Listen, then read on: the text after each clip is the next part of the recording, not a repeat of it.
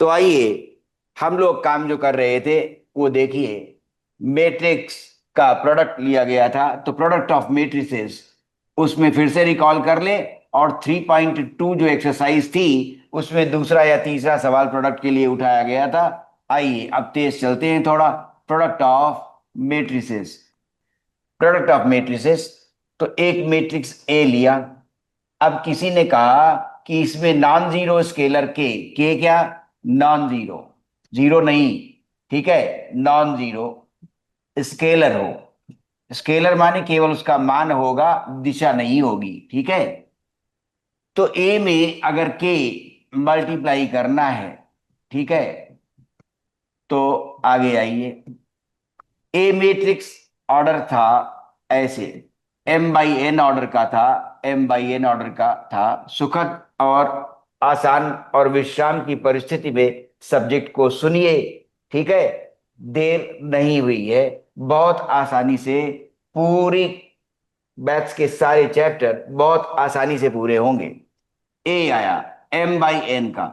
तो अब अगर उसमें के मल्टीप्लाई करना है तो कैसे मल्टीप्लाई होगा, देखिए। मान लो अगर ये था मैट्रिक्स 1, 2 और 3, 4, ठीक है, ये ऐसा मैट्रिक्स था। अब ये 2/2 का है, ठीक है। 2/2 का हो या एम बाई एन का हो, 3/3 का हो, स्क्वायर मैट्रिक्स हो, एम बराबर एन हो या एम बराबर एन ना हो, रेक्टेंगुलर हो, ठीक है। ये स्क्वायर वाले हैं। अब कह रहे हैं कि इसमें मल्टीप्लाई किया, मल्टीप्लाई किया इसमें, मल्टीप्लाई बाई 3, तो 3 मल्टीप्लाई किया गया। तो इसका क्या मतलब निकला, देखिए। तो 3a का क्या मतलब है, ये अगर ए मैट्रिक्स है तो 3a कैसे आएगा, 3a ऐसे आएगा, हर एंट्री को, हर एलिमेंट को ये प्रोडक्ट में एसोसिएट कर लेगा जाकर। 1 गुणा 3 माने 3, 2 गुणा 3 माने 6, 3 गुणा 3 माने 9 और 4 गुणा 3 माने 12। तो ये मैट्रिक्स का स्केलर मल्टीप्लिकेशन सिखाया है। क्या सिखाया, स्केलर मल्टीप्लिकेशन, ठीक है। तो आइए, स्केलर मल्टीप्लिकेशन ऐसे होगा, ध्यान रखिए। अब इसको जनरलाइज भी कर दूं मैं। जनरलाइज करने का अर्थ यही है कि जब भी कभी ए लिखा जाता है तो ऐसे तो लिखा जाता है कि a i j any element in the matrix lying in ith row and jth column, ith row और jth कॉलम, ठीक है। इसका एलिमेंट, कोई भी पर्टिकुलर एलिमेंट अगर हम लाएंगे तो हम आई को और जे को वैल्यू दे देंगे। जैसे हमने कहा A12 तो माने फर्स्ट रो और सेकेंड कॉलम का एलिमेंट है। अगर हमने कहा 2, 3 तो माने सेकेंड रो और थर्ड कॉलम का एलिमेंट हुआ, ठीक है। अब ये एम बाई एन का था, तो जनरलाइज कर रहे हैं स्केलर मल्टीप्लिकेशन, ठीक है, क्लियर। तो अब हमने कहा कि इसको अगर हमने 3 से मल्टीप्लाई किया किसी से, ठीक है, तो अंदर क्या होगा, इसका मतलब है सारे एलिमेंट्स 3 से मल्टीप्लाई हो जाएंगे और वो ऑर्डर वही बना रहेगा। देख लीजिए, हमने जनरलाइज कर दिया, खूब अच्छी तरह समझ लीजिए। क्या, अगर स्केलर मल्टीप्लिकेशन किया जाएगा तो इसका मतलब है कि एलिमेंट्स जितने भी मैट्रिक्स के अंदर लिखे गए हैं, वो स्क्वायर मैट्रिक्स हो या रेक्टेंगुलर मैट्रिक्स हो, वो 3 हर एलिमेंट को, वो नॉन जीरो स्केलर के, नॉन जीरो स्केलर के हर एलिमेंट को मल्टीप्लाई हो जाएगा। तो अब अगर ये 3 तो हमने पर्टिकुलर एग्जाम्पल लिया था, अब चूंकि जनरलाइज कर रहे हैं तो मान लो इसमें के लिख दे, तो फिर वो के हर एलिमेंट को मल्टीप्लाई हो जाता है। देख लीजिए ध्यान से। आइए, के आई जे हो गया। अब आइए दूसरा। अब अगर दो मैट्रिक्स मल्टीप्लाई करने हो तो कैसे मल्टीप्लाई करें। ए हमारे पास इस तरह का है, एम बाई एन का, और बी मैट्रिक्स है हमारे पास किसी और ऑर्डर का, ठीक है, पी बाई क्यू का। बोलिए, कुछ कह रहे थे। मैट्रिक्स ए है हमारे पास और मैट्रिक्स बी है। मैट्रिक्स ए का ऑर्डर है एम बाई एन और मैट्रिक्स बी का ऑर्डर है पी बाई क्यू। अब जानना चाहते हैं क्या ए बी आएगा, डिफाइंड होगा। जैसे कि आसान यूजुअल अरिथमेटिक, 2 into 3 तुरंत लिख रहे हैं 6, 2x into 3y लिख रहे हैं 6xy, 2x into 3x लिख रहे हैं 6x²। ऐसे ही क्या ए बी, अगर हमारे पास m/n का मैट्रिक्स ए है और p/q ऑर्डर का मैट्रिक्स बी है, तो ए बी कैसे डिफाइंड होगा? और जब मैट्रिक्स डिफाइन किया था, परिभाषा दी थी, तो ये कहा था rectangular arrangement on which ordinary operations addition subtraction and multiplication are defined in a special way, special manner में ये एल्जेब्रा जाएगी। ठीक है, अच्छा, तो ए भी हमें कंडक्ट करना है, प्रोडक्ट ये लाना है, तो कैसे करें? होगा ये, तो अब डेफिनेशन चाहिए। जैसे ये आसान है क्या, इसमें आप उसी को 3y into 2x भी लिखेंगे तब भी वही आ जाएगा, इसमें आप 3 into 2 लिख देंगे तब भी यही आ जाएगा, ऐसे ना।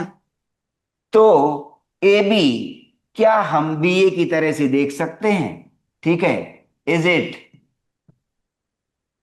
सेम एज बी ए, जैसे वहां हो रहा है कॉमन अरिथमेटिक और यूजुअल अलजेब्रा जो थी, वहां ये हो रहा है आसानी से, क्या यहां भी होगा?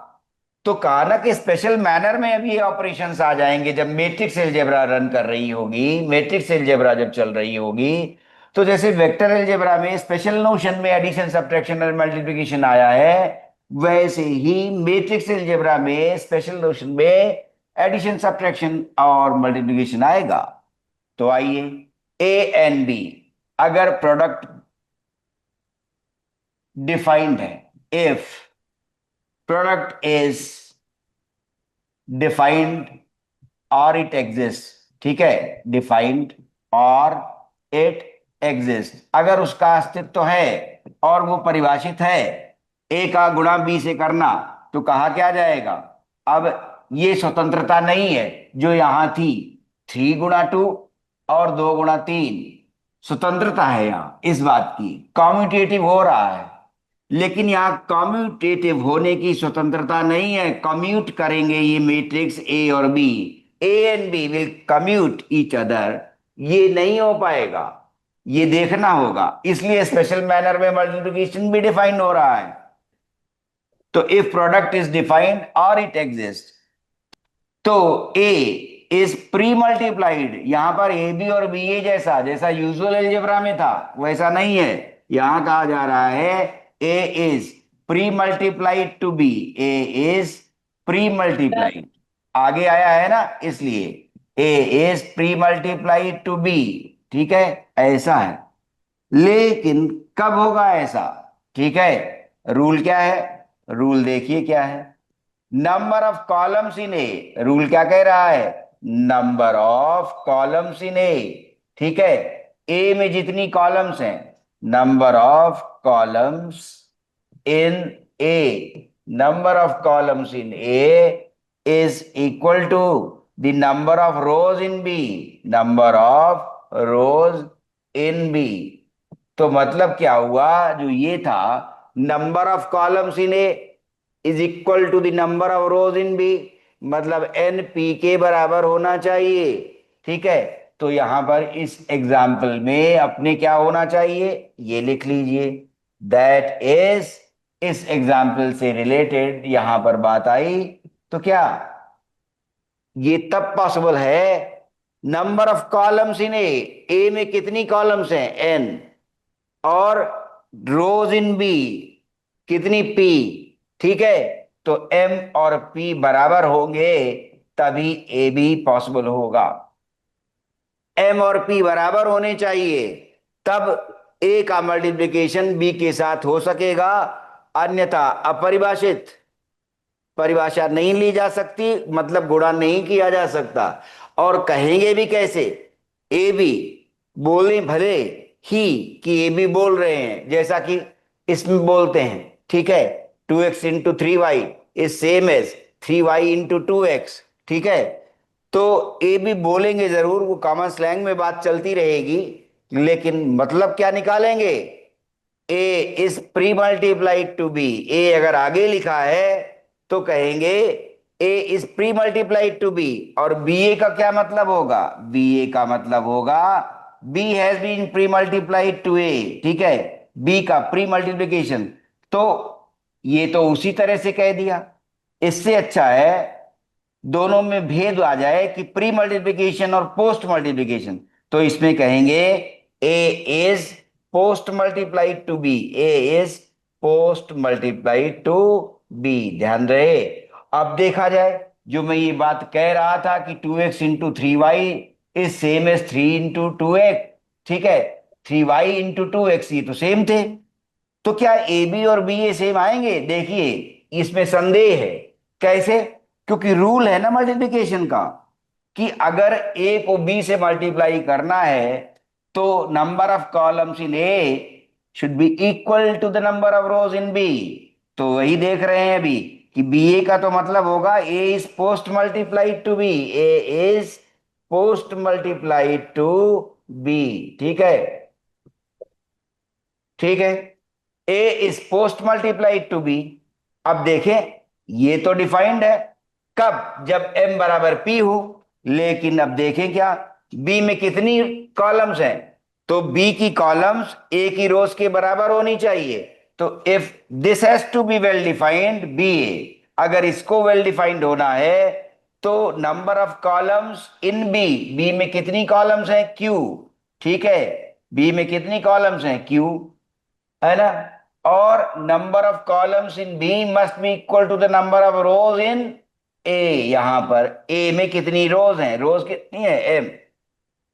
ठीक है, तो क्यू क्या होना चाहिए? एम के बराबर होना चाहिए। अगर क्यू और एम बराबर नहीं है तो बी ए नहीं हो पाएगा। ठीक है, बी ए मल्टीप्लिकेशन हम नहीं मान सकेंगे। ठीक है, और जब ए और बी का मल्टीप्लिकेशन हो जाता है या बी ए का मल्टीप्लिकेशन हो जाएगा, कब? जब क्यू बराबर एम हो, बी के कॉलम्स की संख्या ए की रोज की संख्या से मेल खाती हो, बराबर हो, तब बी ए प्रोडक्ट पॉसिबल होगा, अन्यथा नहीं। और जब ए बी का प्रोडक्ट हो या बी ए का प्रोडक्ट हो, ये अगर एग्जिस्ट करेंगे और वेल डिफाइंड होंगे तो ए बी को कहा जाता है कंफर्मेबल मैट्रिसेस। अगर मल्टीप्लिकेशन डिफाइंड है, if A B product is defined, अगर ये पॉसिबल है, प्रोडक्ट इज डिफाइंड, अगर ये डिफाइंड है या एग्जिस्ट करता है। ठीक है, और प्रिसाइसली इट एग्जिस्ट। ठीक है, और इट एग्जिस्ट, तो हम कहते हैं, याद रहे, एक नंबर में ये तक भी बातें पूछी जा सकती हैं। ठीक है, ए बी क्या? A and B are conformable. A and B are conformable, ध्यान रहे। ठीक है, अगर प्रोडक्ट बन जाता है तो हम कहते हैं कि ए और बी कंफर्मेबल मैट्रिसेस हैं। ठीक है ना। ये चीज आई। अब एक एग्जाम्पल 3.2 से ले चुके थे, एक्सरसाइज से। अब चलते हैं मल्टीप्लिकेशन। ठीक है, कैसे किया गया था। देखिए, अब ए और बी हमें मल्टीप्लाई करने हैं।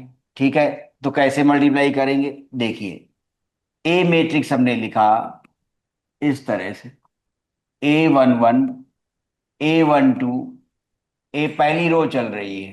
ठीक है, 3, चलते गए, n कॉलम्स हैं तो ये लिख लिया ए।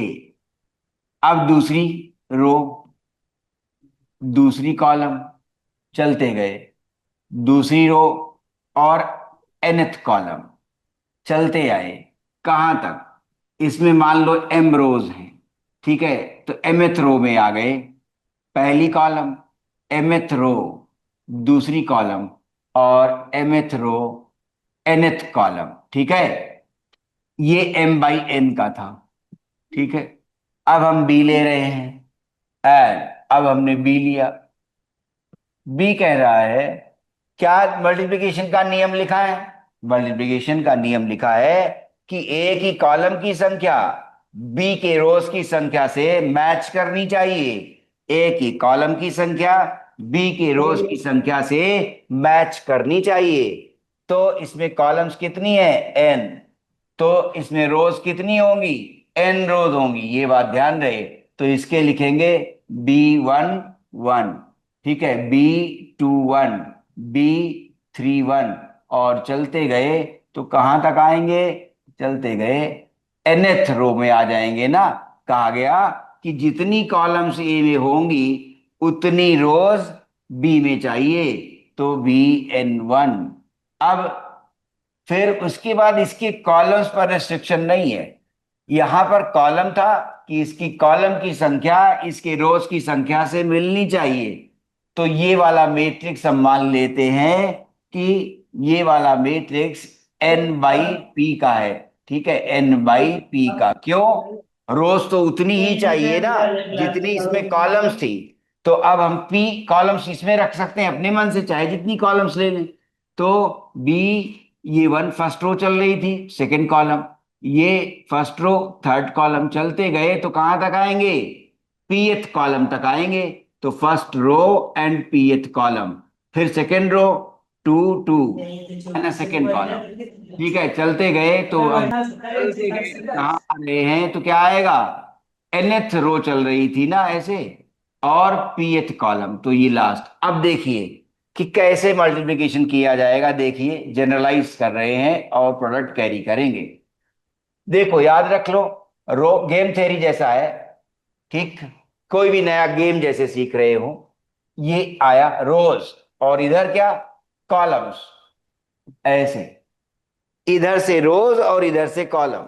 ठीक है, इसीलिए कहा गया कि इधर से रोज तो सारी कॉलम्स आ जाएंगी एक साथ यहां तक, तो कॉलम्स, और इधर से रोज तो इधर से क्या, कॉलम। ठीक है, इधर से रोज तो इधर से कॉलम, तो वो संख्या बराबर हो तो बदलेगा कि इधर फिर हमें उतनी ही रोज मिल जाएंगी। ठीक है, ये चीज है ना। तभी पूरा करस्पॉन्डेंस बनेगी हर एलिमेंट की, इसके इसके साथ, इसकी इसके साथ, इसकी इसके साथ, और इसकी इसके साथ। तो लिखा कैसे जाता है देख लीजिए। तो अब करस्पॉन्डेंस कैसे बनेगी, फिर एलिमेंट्स डिफाइन कर देंगे। देखो, पहली रो और पहली कॉलम क्या एसोसिएट करोगे, पहली रो और पहली कॉलम, फिर पहली रो, अब दूसरा एलिमेंट चाहिए, पहली रो तो दूसरी कॉलम, पहली रो और दूसरी कॉलम, फिर पहली रो तीसरी कॉलम, पहली रो और तीसरी कॉलम, चलते गए, पी कॉलम्स थे यहां, तो पहली रो और पीएथ कॉलम पर रुक जाएंगे, रुक गए, आगे बढ़े फिर से।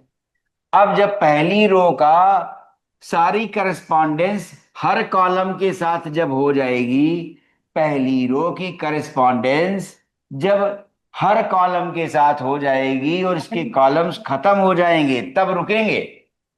अब जब पहली कॉलम का, पहली रो का कॉलम, पहली रो का काम खत्म हो गया, तो अब दूसरी रो, तो दूसरी रो, फिर पहली कॉलम, फिर दूसरी रो के साथ, फिर दूसरी, अब फिर से दूसरी रो और तीसरी कॉलम, चलते गए तो दूसरी रो और पीएथ कॉलम।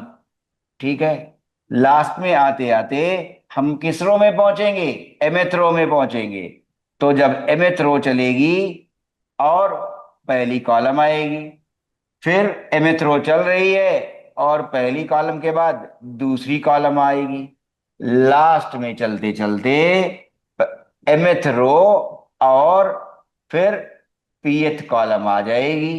ठीक है, अब ये जब हुआ तो देखो यहां से ऑर्डर पता चल जाएगा कि इस मैट्रिक्स का ऑर्डर क्या होगा। देखो, रोज कितने थे, जितने इसमें रोज हैं सारी रोज को कंसिडर करते हैं, तो रोज तो वही आ गई। ठीक है, और जो इक्वल कहे गए थे एन, और ये एन इक्वल कहे गए थे ना, जितनी इसकी कॉलम्स हों उतनी ही इसकी रोज हो, तो ये एन बराबर है। जो बराबर नहीं करे गए थे, एम और पी के बारे में नहीं कहा गया था, तो जो ऑर्डर ए बी का बनता है, जो प्रोडक्ट लेते हैं उसका ऑर्डर क्या बन रहा है, एम रोज है, देखो एम रोज, और कॉलम्स कितनी हो गई, पी। तो ये वाला एम और ये वाला यहाँ पी, इसकी रोज और इसकी कॉलम। तो एक नंबर के सवाल के लिए ये आता है क्या कि अगर मैट्रिक्स ए इस ऑर्डर का है, मैट्रिक्स बी इस ऑर्डर का है, तो ए बी मैट्रिक्स का ऑर्डर क्या होगा प्रोडक्ट का? तो M by P, M by P, याद रहे। ए बी प्रोडक्ट चाहिए तो यहां से रो और यहां से कॉलम, वो आ जाएगा। एन दोनों का सेम रहता है, एन यहां कॉलम था और एन यहां पर रो है, ठीक है। तो एम बाई पी का मैट्रिक्स प्रोडक्ट मैट्रिक्स बनता है। ये एग्जाम में एक नंबर के लिए पूछा जाता है कि प्रोडक्ट मैट्रिक्स का ऑर्डर क्या होता है। अगर ए का ऑर्डर एम बाई एन हो और बी का ऑर्डर एन बाई एन हो, तो ए बी का ऑर्डर क्या होगा? M by P. ये बराबर वाले छोड़ दोगे, एन और ये एन छोड़ दिया। प्रोडक्ट मैट्रिक्स का ऑर्डर क्या रहेगा? एम बाई पी का। जो कॉलम्स और रोज की संख्या बराबर होती है उसे हटा देते हैं, जो बचता है, इसकी रोज बची इसकी कॉलम्स बची, तो एम बाई पी का मैट्रिक्स बनता है। अब कोई पूछना चाहेगा लेकिन आपने अभी ये नहीं बताया कि R1 C1, ठीक है, कितना है, कैसे है, ये कैसा है, ठीक है। R1 C1, ठीक है, ये फॉर्मेट में कैसा बनेगा, इसका क्या फॉर्म है, ठीक है। तो उसका फॉर्म देखिए। R1 C1 कैसे लिखा जाएगा? तो एक को डिफाइन कर देते हैं, ठीक है, वेयर, एक को डिफाइन करते हैं, बाकी आप तुरंत समझ जाएंगे। R1 C1 का मतलब होगा ये ऐसा एलिमेंट है, कैसा? रो वन उठाई थी, कॉलम वन उठाई है, A11 B11 से मल्टीप्लाई हुआ, A11 B11 से मल्टीप्लाई हुआ। दूसरा आया A12, दूसरा एलिमेंट दूसरे एलिमेंट से मल्टीप्लाई हुआ। मतलब करस्पॉन्डिंग एलिमेंट्स मल्टीप्लाई होंगे, उनका प्रोडक्ट जुड़ेगा। करस्पॉन्डिंग एलिमेंट्स मल्टीप्लाई होंगे, उनका प्रोडक्ट जुड़ेगा। देखो जुड़ रहा है।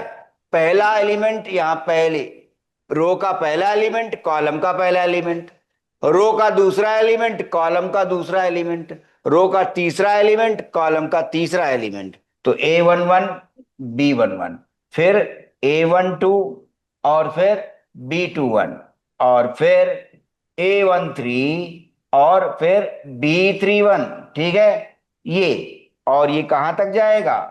लास्ट तक, कि जब तक रो का आखिरी एलिमेंट नहीं आ जाएगा और कॉलम का आखिरी एलिमेंट नहीं आ जाएगा, तब तक ये यात्रा चलेगी, ठीक है, कि इनके गुणनफल लिए जाएंगे, प्रोडक्ट लिए जाएंगे और जोड़े जाएंगे, ठीक है। तो A1N, तो लास्ट में आएगा A1N और BN1। इस तरह से करस्पॉन्डेंस होती है, याद रहे, नोट करेंगे दिमाग में, और बाद में अगर आप नोट करना चाहते हैं तो वो भी नोट करिए दोनों पन्ने। फिर अब मैट्रिक्स मल्टीप्लाई करना सिखाएं दोनों पन्ने। अगर आप कुछ नोट करना चाहते हैं तो देख लीजिए, पहला ये था, ठीक है, क्लियर। और उसके भी पहले स्केलर मल्टीप्लिकेशन, कि अगर किसी मैट्रिक्स में के मल्टीप्लाई कर दिया जाए तो इसका मतलब है कि हर एलिमेंट को के मल्टीप्लाई हो गया। उसके बाद अब सिखा रहे हैं कि मैट्रिक्स मल्टीप्लिकेशन कैसे आएगा। तो रूल था कि अगर ए को बी से मल्टीप्लाई करना है तो ए की कॉलम्स की संख्या बी के रोज की संख्या के बराबर होनी चाहिए, और ए बी और बी ए एक जैसे नहीं हो सकते, इसमें संदेह रहेगा। कभी हो सकते हैं, ठीक है, ऐसा अलग है, लेकिन जैसे कॉमन एलजेब्रा में देखते थे कि 2x into 3y is same as 3y into 2x, matrix algebra में ऐसा नहीं है। ए बी का मतलब है A is pre multiplied to B, और बी ए का मतलब है A is post multiplied to B, A is post multiplied to B, ये मतलब था। फिर अब मल्टीप्लिकेशन करेंगे कैसे, वो दिखाया कि ए अगर m बाई एन का है तो b कैसा होना चाहिए, n बाई p का हो सकता है। क्यों? Number of columns in a is equal to the number of rows in b। ये आया। जब ये आ गया तो प्रोडक्ट मैट्रिक्स का ऑर्डर का एक नंबर का प्रश्न, देखो एक अंक का, तो देखो आज टाइम जोड़ लेना, इसी रफ्तार से 80 नंबर में कवर करता जाता हूं। क्या कह रहा हूं? अब तक हम यहां पर एक नंबर का एक सवाल सीख गए, क्या? कि अगर ए और बी का ऑर्डर दिया हुआ है तो प्रोडक्ट ए बी का ऑर्डर क्या होगा। ये 1 नंबर का प्रश्न है, बनता है ऑब्जेक्टिव में। ठीक है, क्लियर, याद रहे। तो 1 नंबर पूरा हुआ। ठीक है, R1C1। तो आइए वापस, फिर अब मल्टीप्लाई कैसे कर लेंगे। तो number of columns in A is equal to number of rows in B. तो R1C1 देख लिया आपने कि इस एलिमेंट को परिभाषित कैसे करेंगे। ऐसे क्या होता है कि रो के सारे एलिमेंट्स उठाए जाते हैं, कॉलम के सारे एलिमेंट्स उठाए जाते हैं, पहली रो और पहली कॉलम। तो पहला एलिमेंट पहले एलिमेंट से, दूसरा एलिमेंट दूसरे एलिमेंट से, तीसरा एलिमेंट तीसरे एलिमेंट से, nth एलिमेंट nth एलिमेंट से मल्टीप्लाई होता जाएगा और जोड़ते जाएंगे, मल्टीप्लाई होता जाएगा और जोड़ते जाएंगे।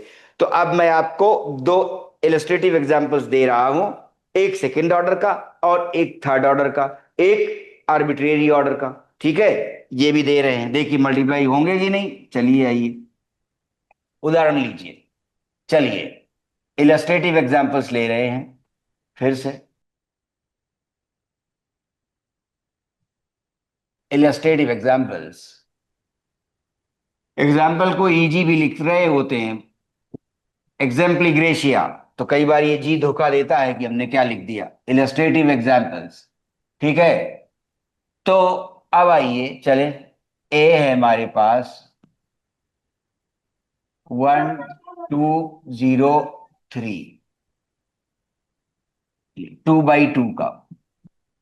बी है हमारे पास 0 1 2 0। ठीक है, आइए ए बी आया, ए बी चाहिए।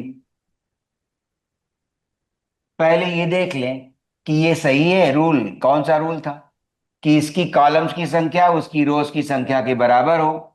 कॉलम इसमें 2 हैं, रोज इसमें 2 हैं, तो 2 और 2 कॉलम की संख्या इसकी रोज की संख्या के बराबर है। तो क्या हो गया, जब ये देख लिया तो कह दिया कन्फर्मेबल है, मतलब मल्टीप्लिकेशन किया जा सकता है।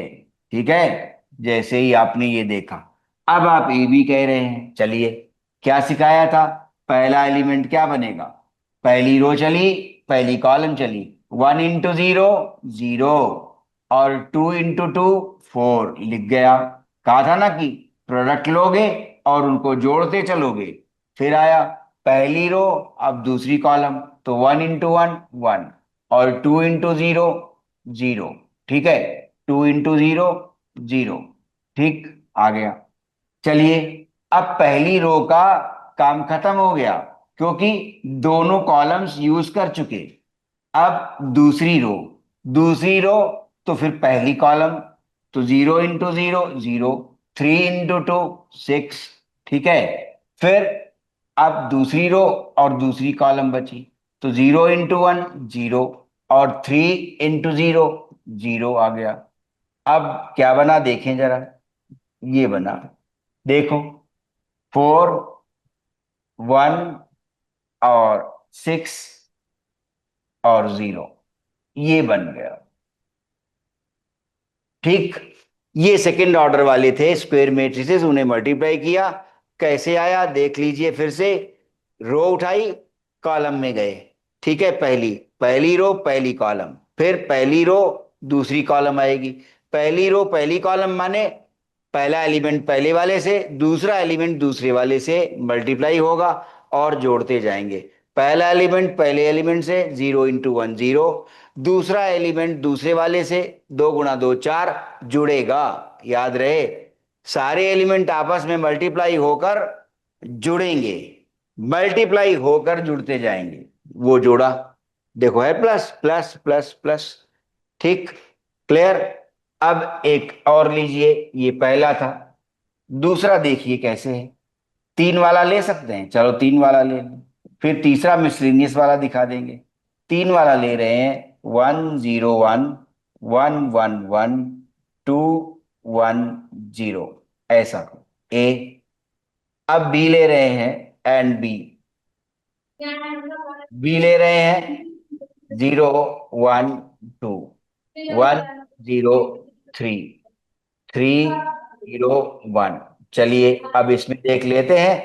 ज्यादातर तीन ऑर्डर के ही मल्टीप्लाई करने पड़ते हैं ज्यादातर, ठीक है, सवालों में। जब इक्वेशन सॉल्व करनी को आएंगी डिटर्मिनेंट वाले चैप्टर में, तीन वेरिएबल्स की एक्स वाई जेड में, तो तीन वाला ही मल्टीप्लाई करना है, ठीक है। आइए अब ए बी देख लीजिए। इसमें आया ए बी, क्या बनेगा? पहले ये देख लें कंफर्मेबल है कि नहीं है, ठीक है। देखें, ये 3 क्रॉस 3 का था, 3/3 है। ये भी 3/3 है।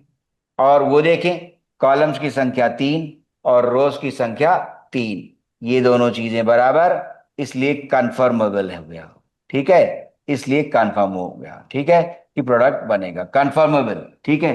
स्पेलिंग में ओ रहेगा, ध्यान रखिएगा, आई नहीं लिख दिएगा। कंफर्म इस तरह का वर्ड नहीं है, कंफर्मेबल कंफर्मेबल, ठीक है।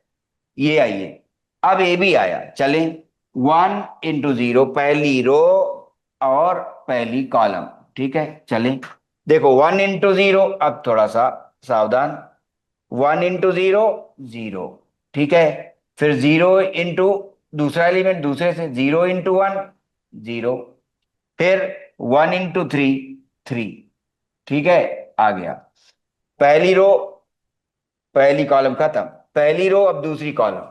दूसरी कॉलम क्या है? 1 × 1, 1। देखो 0 × 0, 0, ठीक है। फिर 0 × 0 हो चुका। 1 × 0 अगेन 0। अब तीसरी कॉलम, तीसरा एलिमेंट तीसरी कॉलम से आता है। 1 × 2, 2 आ गया, ठीक है। 1 × 2, 2 आया। 0 × 3, 3 आ गया, 0 आ गया। 0 × 3, 0 आ गया, 0 × 3। फिर 1 × 1, 1 आ गया, ठीक। अब बाद में इन्हें लिख लेंगे जोड़कर। अब दूसरी रो शुरू और पहली कॉलम। 1 × 0, 0। 1 × 1, 1। 1 × 3, 3। अब दूसरी रो के बाद दूसरी कॉलम, ठीक है। रो, दूसरी रो चलेगी, दूसरी कॉलम। 1 × 1, 1। 1 × 0, 0। और 1 × 0, 0। अब तीसरी कॉलम। 1 × 2, 2। और 1 × 3, 3, ठीक है। और फिर 1 × 1, 1, ठीक है। आइए अब तीसरी रो, टू, तीसरी रो, ये, और पहली कॉलम। 2 × 0, 0, ठीक है। 2 × 0, 0। फिर 1 × 1, 1। और 3 × 0, 0, ठीक। आगे दूसरी कॉलम। 2 × 1, 2। 1 × 0, 0। ये सब बहुत जल्दी हो जाता है, ठीक है। अभी सिखा रहे हैं। 2 × 1, 2।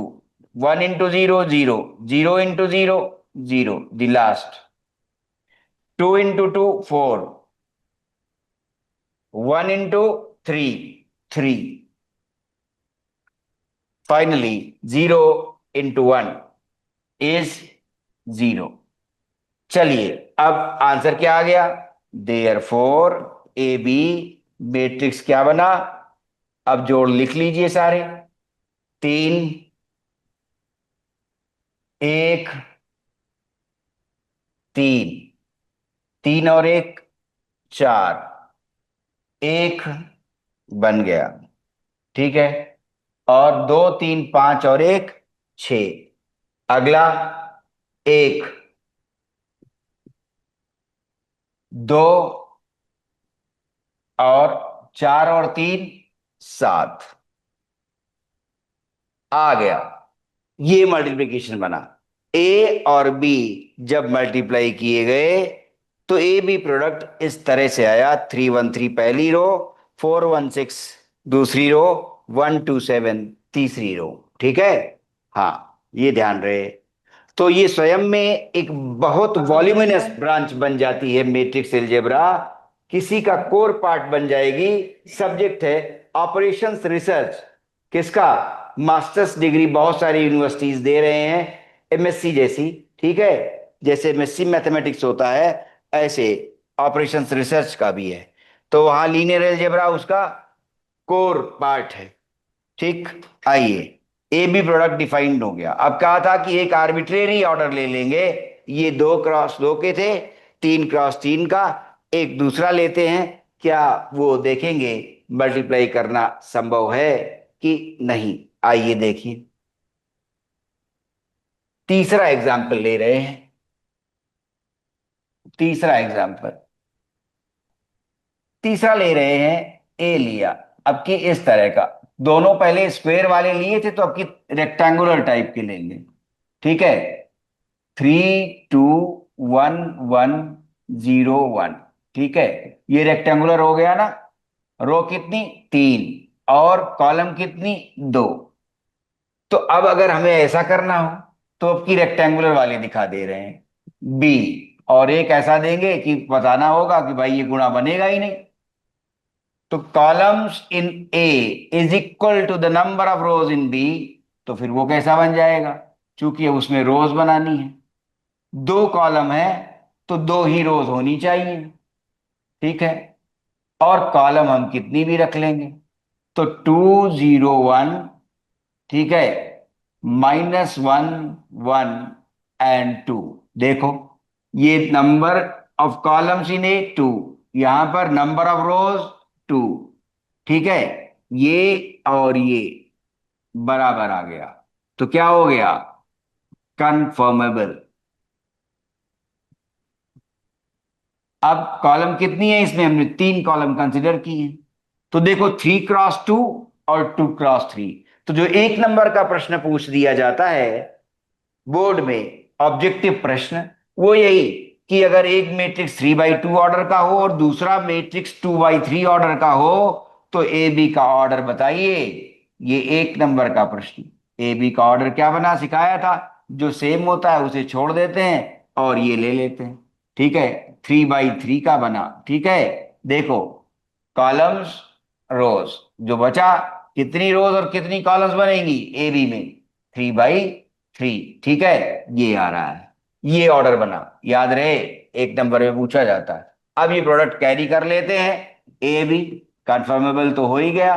चलिए, पहली रो, पहली कॉलम, 3 × 2 6, 2 × -1 -2, अब तेज लेंगे। ठीक है, फिर दूसरी, 3 0 0, ठीक है, और 2 × 1 2, अब फिर से 3 × 1 3, और 2 × 2 4। आगे एक रो का तीनों कॉलम खत्म। अब दूसरी रो, ठीक, तो 1 × 2 2, और 1 × -1 -1। फिर दूसरी कॉलम, 1 × 0 0, 1 × 1 1। फिर तीसरी कॉलम, 1 × 1 1, एंड 1 × 2 2। फिर आगे थर्ड रो, पहली कॉलम, 0 × 2 0, 1 × -1 -1। फिर दूसरी कॉलम, 0 × 0 0, 1 × 1 1। ठीक है, और फिर 0 × 1 1 की बात, 0 × 1 0, और फिर उसके बाद 1 × 2 2। ठीक है, क्लियर, देखिए, है ना, 0 × 0 0 लिखा गया था, 1 × 1 1 लिखा गया था। ठीक है, सारी एंट्रीज देख लीजिए। आइए वापस लिख लीजिए, 6 - 2 4, 2 7, 2 - 1 1, 1 और 3, -1 1 और 2, और कितना है, 3/3 का। देखिए, अब ये वाले मल्टीप्लाई किए गए। ठीक है, तो इस तरह का मल्टीप्लाई कर दिया गया। और चौथा एग्जाम्पल यही लेते हैं, जब आपको दिखाएंगे क्या, कि ए हमारे पास है इस तरह का, 2 3 3 4, ये 2/2 का है, कॉलम्स 2 हैं, जो कि बी की रोज की संख्या से बराबर होनी चाहिए। तो 3 2 1, ठीक है, 3 2 1 1 0 1। अब क्या ए बी लाया जा सकता है, ये किसका है, 3/2 का है। ठीक है, तो देखें, number of columns in A is equal to the number of rows in B, गलत हो गया, ये अनइक्वल। जब ये अनइक्वल, तो ए बी नॉट डिफाइंड, ये भी आ जाएगा, ए बी नॉट डिफाइंड। आज के समय में तो ऐसा पेपर बना देते हैं कि जो सरल सा प्रश्न पूछा था कि ए और बी दिए हुए हैं इस ऑर्डर के 3/2 और 2/3 ऑर्डर के, तो ए बी का ऑर्डर क्या होगा? 3/3। अब इससे थोड़ा और रहस्य वाला क्वेश्चन पूछ लेते हैं क्या। ऐसे मैट्रिसेस दे दिए, ठीक है, कि ऑर्डर क्या होगा, तो तुम्हें एमसीक्यू लिखा होगा तो नॉट डिफाइंड लिखना होगा, ऑप्शन में लिखा होगा नॉट डिफाइंड। ठीक है, क्लियर, कंफर्मेबल ही नहीं है, ऐसा दे दिया। ठीक है, तो जैसे ए और बी दे दिया 2/2 और 3/2 का, आप कहा कि प्रोडक्ट ए बी का ऑर्डर क्या है, तो प्रोडक्ट ए बी का जो ऑर्डर आया तो बोला ए बी यही नॉट डिफाइंड है, तो ऑर्डर क्या हुआ? Not defined. ठीक है, ए बी नॉट डिफाइंड। ठीक है, तो ऑर्डर की बात नहीं। तो इस तरह का प्रश्न ज्यादा इंपॉर्टेंट है, इस तरह का प्रश्न 2026 में ज्यादा इंपॉर्टेंट है क्या, कि उस मैट्रिक्स का ऑर्डर ए बी का पूछ दें जिसमें ए बी ही डिफाइंड ना हो। ये तो सरल बात वो पूछ ही सकते हैं, लेकिन अगर अच्छा प्रश्न रखना चाहता है एग्जामिनर तो फिर ऐसा रख देगा जैसा चौथा इलस्ट्रेटिव एग्जाम्पल दिया है कि ए बी का ऑर्डर बताइए। आपने कहा अरे ए बी एग्जिस्ट ही नहीं करेगा, तो ऑर्डर क्या है? Not defined. ठीक है, तो अब आइए सवाल उठा लेते हैं 3.2 में से।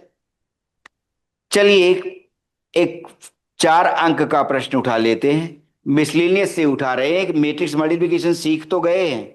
ठीक है, तो आइए चौथा प्रश्न उठा रहे हैं, मिसलेनियस थर्ड। ठीक है, तो मिसलेनियस थर्ड। ठीक है, अब 4 अंक वाले केस स्टडी में है। ठीक है, तो 3 अंक वाला दे रहे हैं। ठीक है, 3 अंक वाला मिसलेनियस थर्ड, प्रॉब्लम फोर्थ। ठीक है, और ऐसे सवाल पूछे जाते हैं 3 मार्क्स में। कैसा सवाल है? अभी आप मैट्रिक्स मल्टीप्लिकेशन पूरे मिसलेनियस वे में देखेंगे। 1 2 1 पहला मैट्रिक्स है, 1 2 और 1। उसके बाद दूसरा मैट्रिक्स है 1 2 0 2 0 1।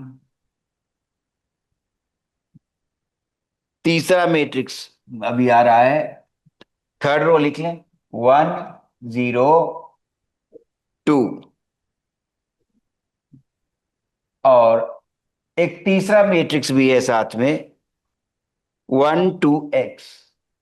1 2 x जब पहले दिन पढ़ा रहे थे तो कहा था कि ये रो वेक्टर कहलाती है और ये कॉलम वेक्टर कहलाती है। इन मैट्रिसेस का नाम जिनमें एक रो या एक कॉलम हो, तो एक रो वाले को मैट्रिक्स नाम दे रहा है क्या? मैट्रिक्स नाम क्या है इसका? रो वेक्टर, क्योंकि एक ही रो है। इसका कॉलम वेक्टर, एक ही कॉलम है। और इसके बाद लिखा गया है नल मैट्रिक्स।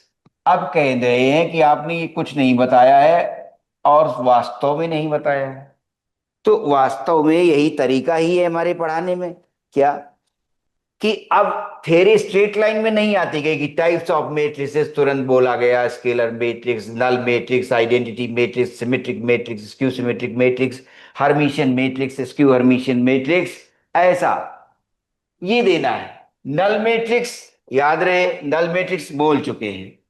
ठीक है, नल मैट्रिक्स याद रहे, सारे एलिमेंट्स जीरो हों। अगर 2 ऑर्डर का है तो सारे एलिमेंट्स जीरो, इस तरह से। 3 ऑर्डर का है तो इस तरह से, 1 2 और 3, ये सारे एलिमेंट्स यदि जीरो रहते हैं तो हम उन्हें नल मैट्रिक्स कहते हैं। और डिनोट किससे करते हैं? ओ से, कैपिटल बोल्ड लिखा जाता है। यही यहां पर है कि नल मैट्रिक्स दिया गया है।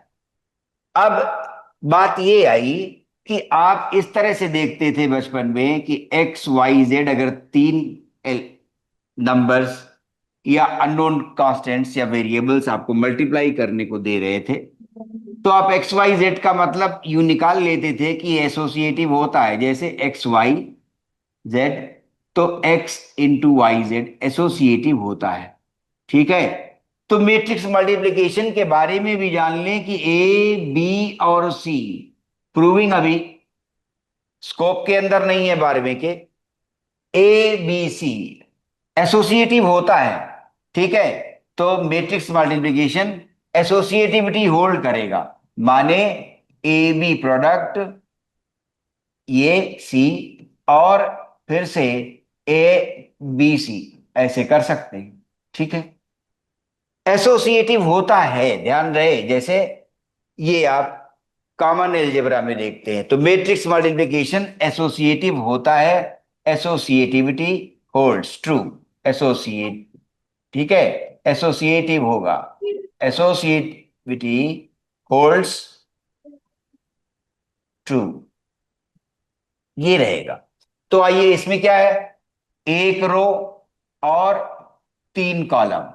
इसमें देखें, ठीक है, ए बी हो जाएगा कि नहीं, हम कह तो रहे हैं ए बी होगा, एसोसिएटिव होता है, लेकिन देखें 3 गुणा 3, ठीक है, 3/3 का, तो number of columns in A is equal to the number of rows in B, चलेगा, ये और ये बराबर है, माने ए बी बन जाएगा। इसके बाद सी का ऑर्डर देखें, कितनी रोज हैं, 3, कितनी कॉलम्स हैं, तो इसके बाद पहले इसे मल्टीप्लाई कर लें, क्योंकि इसका ऑर्डर क्या बनेगा वो देखें। इसका ऑर्डर क्या बनेगा, ये कहा था ना 1/3 बनेगा, 1/3। तो आइए चलिए, पहले ए बी ले रहे हैं, तो क्या बनेगा, देखिए, ये आ रहा है ए बी, ठीक, ऐसे, और बाद में सी लाइन, पहली रो पहली कॉलम, 1 into 1 1, 2 into 2 4, और 1 into 1 1, पहली रो। अब दूसरी कॉलम, पहली रो 1 into 2 2, बाकी दोनों जीरो हो गए, जीरो हो गए, ठीक है। अब पहली रो तीसरी कॉलम, ठीक है, 1 into 0 0, 1 into 2 2, और 2 into 1 2, आ गया। तो पहली रो और तीनों कॉलम्स खत्म।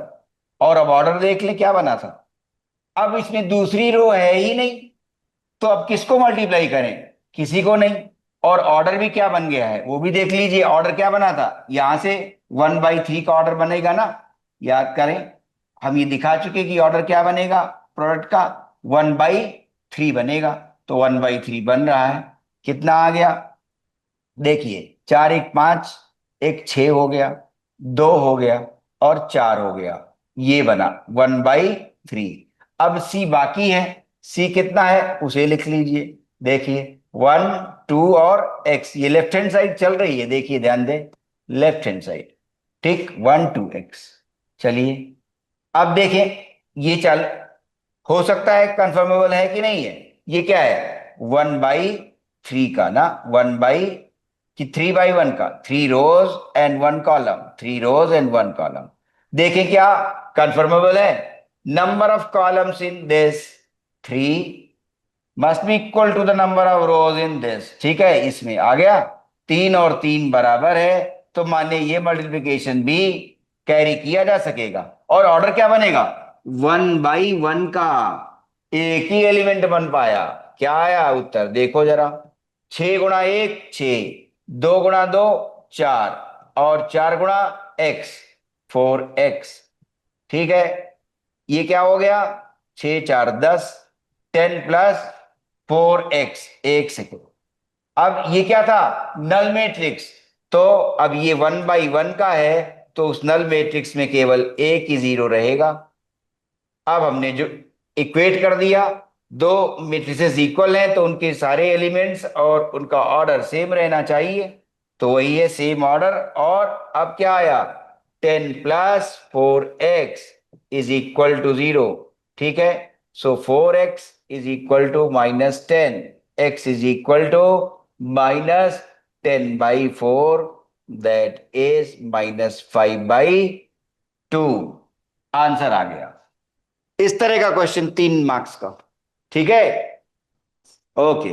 तो अब दूसरी कक्षा कल फिर मिलेंगे।